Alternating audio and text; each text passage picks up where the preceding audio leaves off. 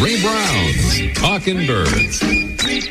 Made possible by the generous support of the Birdwatchers General Store, Orleans, Cape Cod. Birdwatchersgeneralstore.com. And by Vortex Optics with the VIP warranty.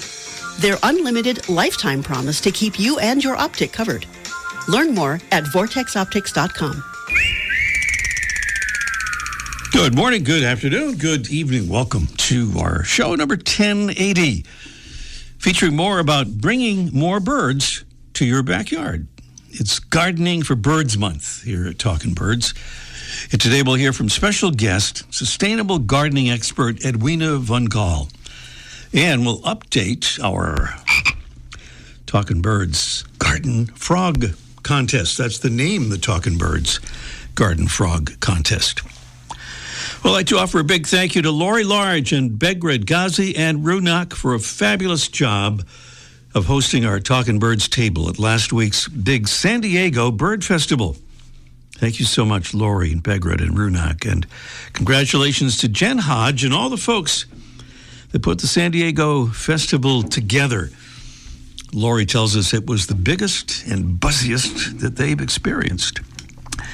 Meanwhile, for listeners in southern New England and nearby areas, here's another heads up about the big annual Mass Audubon Birders Meeting, Saturday, March 14th, with great speakers like Pulitzer Prize-nominated birding author Scott Weidensall and Cornell Labs' Elliot Miller, one of the developers of the Merlin Sound ID app, plus breakout sessions on shorebird conservation, spring migration, and a whole lot more. That's Saturday, March 14th at beautiful Holy Cross College in Worcester, Massachusetts. For full details and to register, just go to massaudubon.org and type Birders Meeting in the search bar. That's massaudubon.org. All right, a little marching frog music, please. Perfect. Well, playing this by way of calling attention to our Name the Talkin' Birds Garden Frog Contest that we unveiled last week. In case you missed it, here's the story. In the backyard of our home radio station in Massachusetts is our Talkin' Birds garden with feeders, nest boxes, and we're adding more native plants. And there's our Talkin' Birds garden frog sculpture. It's a beauty, but it doesn't yet have a name, hence the contest. We're inviting Talkin' Birds listeners to submit a name for the frog. Our judges will pick a favorite from all the names submitted, and we'll send the winner a Vortex Diamondback 16 to 48 by 65 angled spotting scope. I believe the MSRP is about $600 on that. As you'll see on our website, our Talkin' Birds garden frog is searching for birds through binoculars, while a bird is quietly perched on our frog's head. Our frog needs a name, and if you'd like to suggest one and maybe win that spectacular spotting scope from Vortex, just go to talkinbirds.com where you'll see the frog, and then choose Name the Frog Contest. That's Name the Frog Contest under the Get Involved tab right there. And enter the name you think should be chosen. That's Name the Frog Contest under the Get Involved tab at talkinbirds.com. That sweet sound is that of our mystery bird.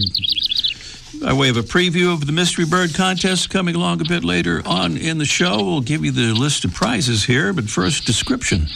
Our mystery bird is a small, mostly brown songbird, about the size of a small sparrow. It has a whitish throat, a thin bill, dark barring on the wings, and on its short, often cocked up tail. Our bird, which gleans a wide variety of insects from leaves and shrubs, breeds over most of the U.S. and much of Canada, and winters in the southern states and down into Mexico. Its gurgling, trilling song is energetic and distinctive. There it is again.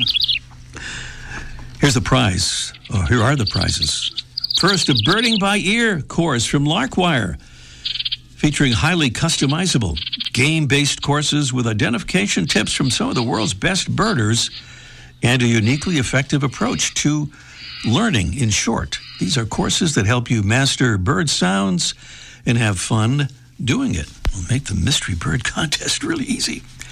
And from Fresh Cut Paper, makers of beautiful life-sized pop-up floral bouquets that are wilt-proof and crafted to last a lifetime, we have a certificate for 5 beautiful bouquets. They are really beautiful. Everybody loves these. So those are prizes on our Mystery Bird Contest. You heard the clues and the sound and all that, and we'll do the contest a little bit later on this morning's show here. Here's this week's royal salute to a Talking Birds listener who has joined our ambassadors family, helping us spread the word about the show and about birds and conservation. And thank you to Sue Klein from North Attleboro, Massachusetts. She says this about watching birds. As a disabled person, I love that it is something I can do from my kitchen window. And Talking Birds enhances the experience for me. Thank you so much, Sue, and thanks for becoming a Talking Birds ambassador and Talking Birds listeners. We'd like to invite you to join Sue and the ambassadors family, now way over 1,000 members, and plenty of room for you to help us get the word out, as we say, about birds and conservation.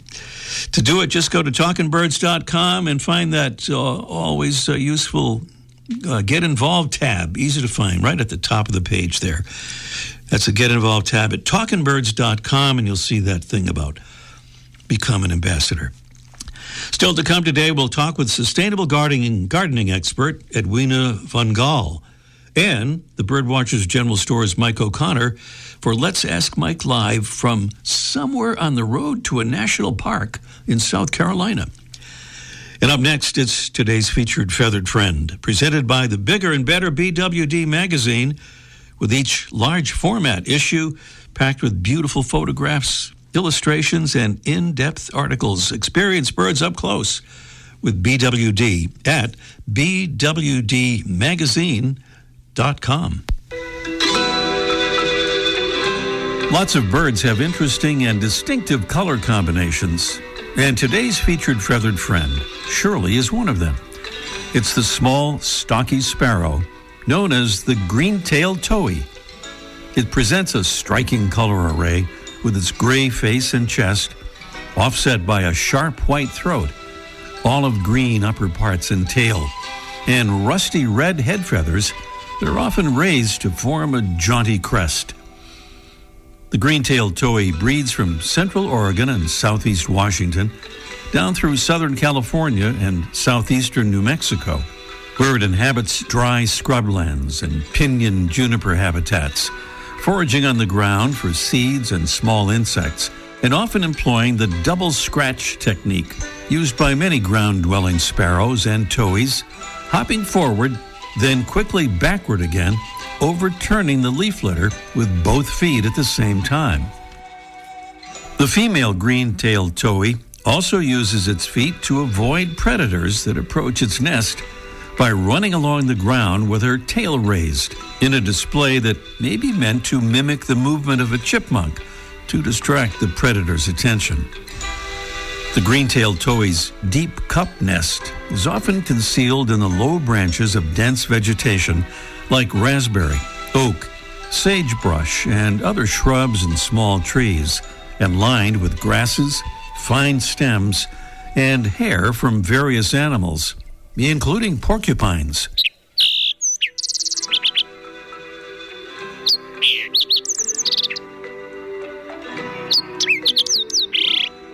It's Papillochlorurus. Today's Talking Birds featured feathered friend, the jaunty-crested, double-scratching, chipmunk-mimicking, green-tailed towhee.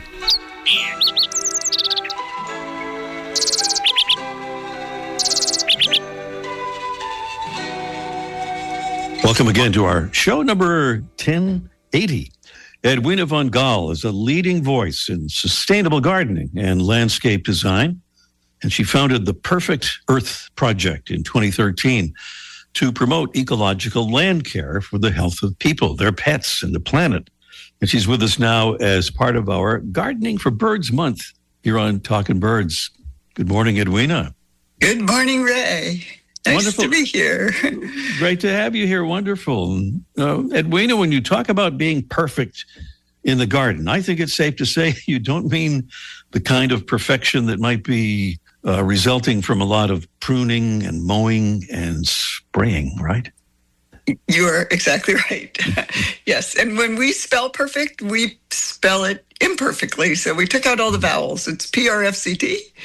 And that's sort of this. So you can't see it unless you're seeing it. You can't hear it. But that's really about the idea that there's a discrepancy between what a lot of people think is perfect and what actually is naturally perfect. Yeah, got it. PRFCT. All right. Well, a big part of your website, I think it's fair to say, and let me give that website address, by the way. I'll give it again when we wrap up, but just to get it out there, it's perfectearthproject.org.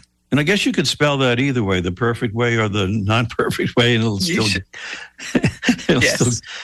get you there, perfectearthproject.org. So the DIY with our perfect practices, DIY, do it yourself, and you have a whole great list of things here, from biodiversity to compost and compost tea. And what is compost tea, by the way? Well, it's very simple. It's a speeded up way to add bioorganisms, microorganisms, like you know about your gut biome. Well, the soil has one too, and it's essential to the life of the soil. And compost is filled with these organisms. So you just make a tea out of your compost and pour it on the grass. So rather than having chopped up compost all over your lawn, you can add the essential ingredients, especially for people who already have enough organic matter in their lawn, but it might be a little bit not alive. But most important, it's fun. It's not an essential. People get very nervous about making compost, and it's like like you don't really need to get your compost hot. I never have. Okay. You just let it rot. Let it rot. Okay. Yep. That sounds easy. All right. Let's see. So then there's more about pets and pesticides and trees and shrubs, and maybe elaborate a little bit on this one, Edwina, 2/3 for the birds. Right. So focusing on birds, because of course, I don't know, lately in the news, more bad news about our bird populations plummeting. And that has a lot to do with the fact that they have nothing to eat. So our bird habitats are being destroyed. And a lot of that has to do with pesticides, because birds depend on insects, especially for feeding their young. So 2/3 for the birds is just a catchy phrase we made up based on Doug Talmey's research that any landscape that contains approximately 70% native plants will do the trick for birds. So how can you easily incorporate that into your yard? Don't throw anything away.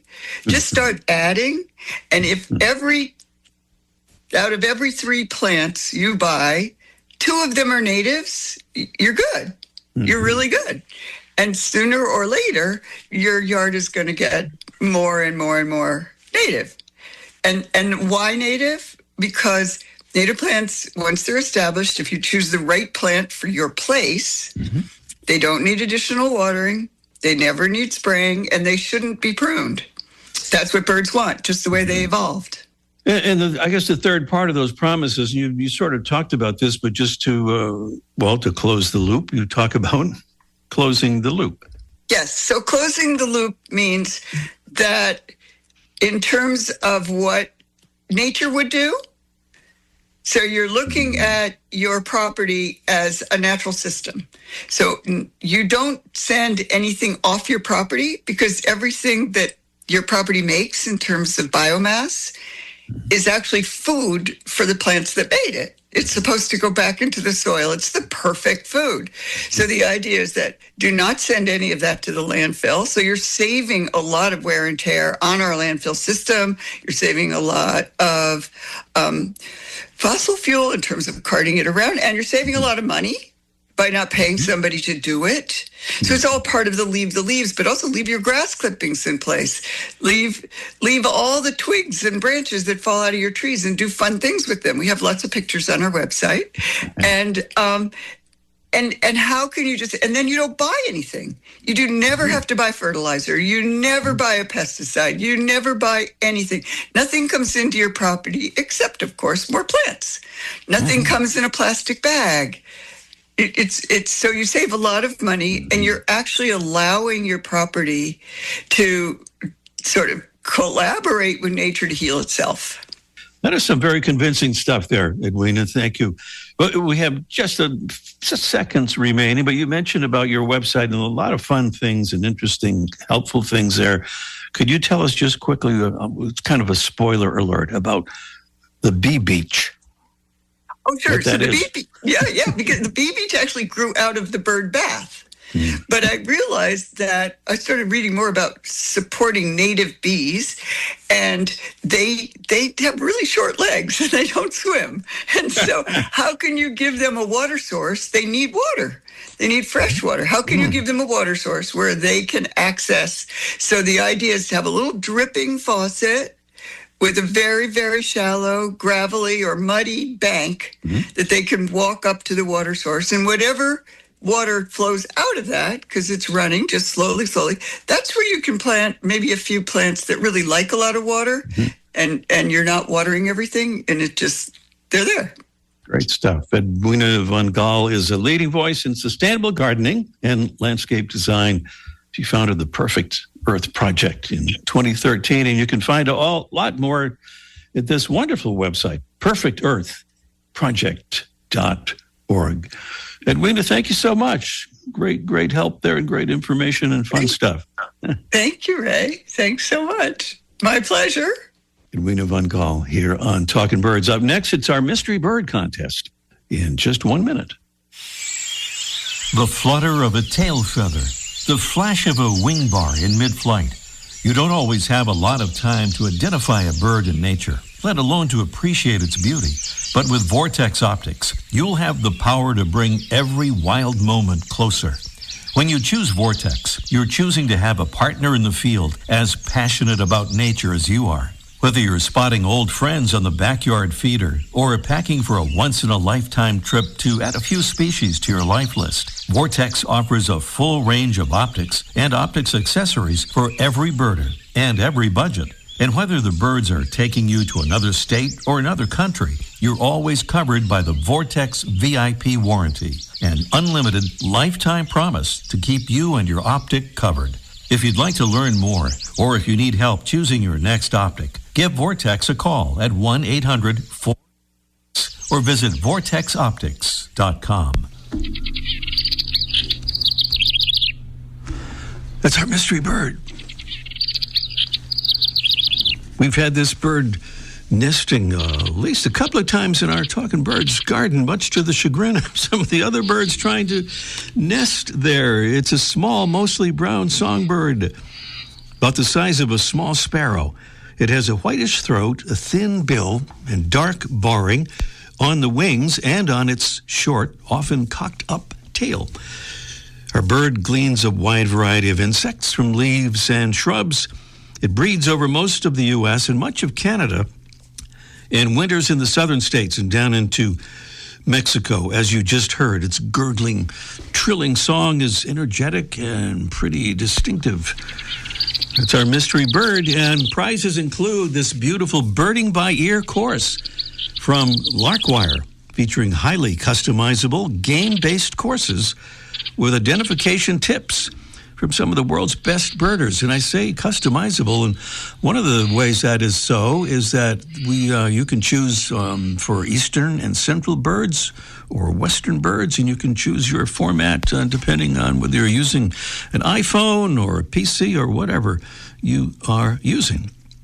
Our other big prize here from Fresh Cut Paper, 5 of those beautiful bouquets, including bird-themed bouquets with a small fraction of the carbon footprint of imported flowers. These are pop-up floral bouquets, wilt-proof and crafted to last a lifetime. And by the way, our friends at Fresh Cut plant a tree for every bouquet they sell. Beautiful prizes there on our Mystery Bird Contest. The all-important thing here, of course, is the phone number, and that would be 781-837-4900. Once again, that is 781-837-4900. We'll check in with Mike O'Connor. We'll try because he's on the road, so we're going to try to connect with him. Let's ask Mike live in just 1 minute. A gentle breeze blows across your face as you take a refreshing sip of water, appreciating the stillness of another morning fishing on the lake. The distant gurgle of a stream reminds you of days spent playing in the creek, the cool, clear water rushing between your toes. You love this time with nature, the feeling of putting everything on hold to connect with the world around you. Now, imagine it's all gone. No fish, no lake, no water. One of life's most vital resources, irreplaceably depleted. Time is running out to protect fresh water, and without our love, it can and will disappear. It's our choice. Love it or lose it. Help protect our fresh water. Visit World Wildlife Fund at wwf.org/love. All right, we're firing up the Talkin' Birds remote guest phone to see if we might connect with Mike O'Connor, who is on the road down there. And, I'm not sure if he's made into South Carolina from North Carolina yet. We're about to find out. And I wonder, do we have any congaree sounds that we could... Oh, yeah. Yeah, we don't have any red-winged blackbirds here at the moment. But, Mike, good morning. I believe you're on the way to Congaree National Park. Congaree National Park. Yeah. Yep, that's a Plan B on this trip, Ray. Plan B, and what was... Yeah. Go ahead. No, Plan A was what? Plan A was... My daughter lives in North Carolina, and I was going to visit her. And then I had heard about this place, these wildlife refuges in North Carolina where tundra swans come down by the tens of thousands to spend the winter. Tundra swans are most common and most abundant native swan, and they breed in the high Arctic.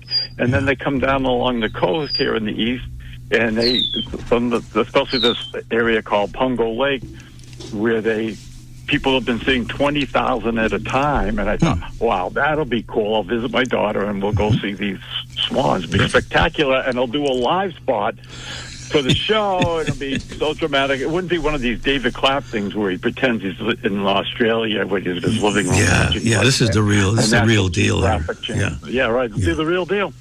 But every time I planned it, friendly Cape Cod got hit by a blizzard, and I had to keep changing my plans over and over. And when I finally got here, the swans had moved on and heading back north. So, which would be kind of cool.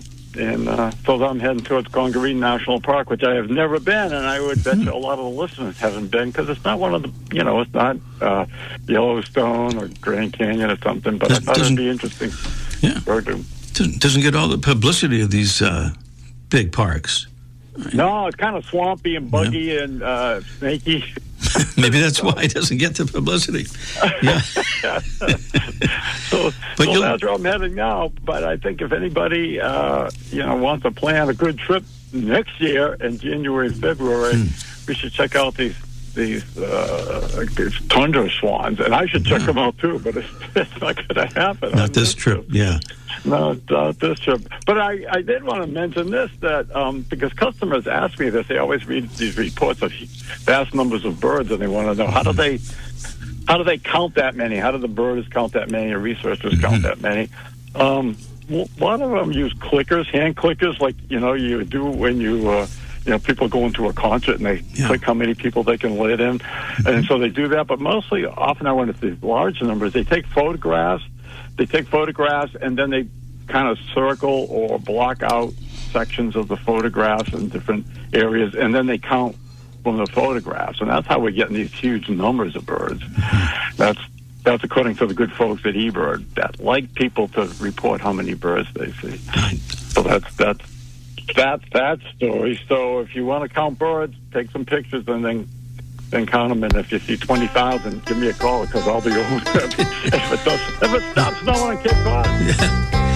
Got to start clicking now. Well, good luck with the birds down there. We got barred owls and some yellow-throated worm or yellow-rumped water. If it's a great trip, I'll give you a report next time. And if it's a bad trip, I won't even mention it. We'll just change the subject. All right. All right. Good luck, Mike. Thank you. You're welcome. Yeah. Bye-bye. Mike O'Connor on his way to Congaree National Park in South Carolina. We're back here at the Mystery Bird, meanwhile, and this is the bird we're trying to identify on our Mystery Bird contest. And I think we have Matt in Michigan, somewhere in the great state of Michigan. Hello, Matt. Hello. Hello, Matt. You heard the clues and maybe the sound of that bird, Matt. What did you come up with? If you have a guess or a definitive answer there. My guess is a house wren. A house wren. Let me see if house wren. Says here that is a top quality guess, but not.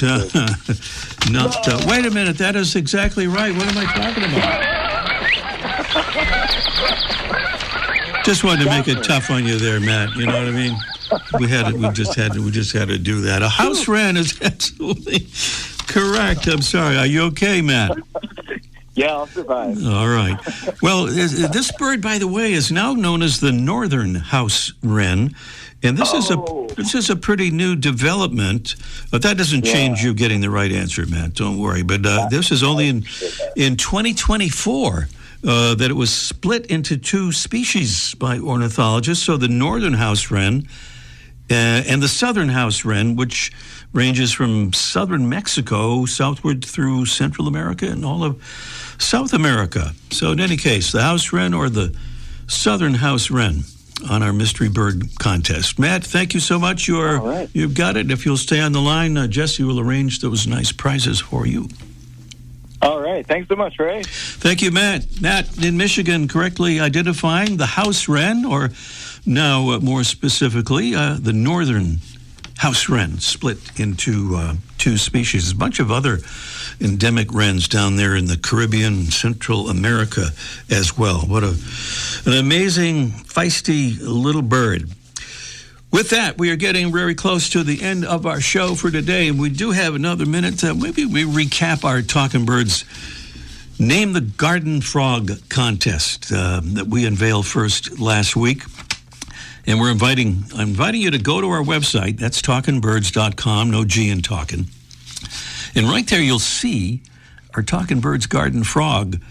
And up to the right, you'll see the Get Involved tab. So you see the frog, tap on that tab, and you'll see a quick drop down to Name the Frog contest. And just put your entry in there.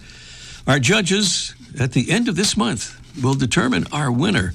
And the winner will receive a Vortex Diamondback 16 to 48 by 65 angled spotting scope. This is a beauty. We have time for a little description of some of the attributes of this scope. It includes and features aluminum body construction, Armor Tech rubberized armor, fully multi-coated lenses, a smooth focusing system, oversized eyepiece twist-up eye cups, a built-in sunshade, and it's waterproof and fog-proof. That is a nice scope, and that's going to be our prize in our name, the Talking Birds Garden Frog contest. So go to talkingbirds.com, Get Involved tab, and give us your entry for the contest. That is going to wrap it up for this morning's show. Thank you so much. And thanks to our amazing Talking Birds team, Debbie Bleacher, Freya McGregor, and our producing engineer, Jesse Wilkins. I'm Ray Brown, reminding you that you can enter next week's Mystery Bird contest no matter where you are if you listen live, and that's easy to do via the Listen tab at talkingbirds.com. Thanks for being with us, and see you next week. The Bird Show, I like that. I love Ray Brown's Talking Birds. Made possible by the generous support of the Birdwatchers General Store, Orleans, Cape Cod. Birdwatchersgeneralstore.com. And by Vortex Optics with the VIP warranty. Their unlimited lifetime promise to keep you and your optic covered. Learn more at vortexoptics.com.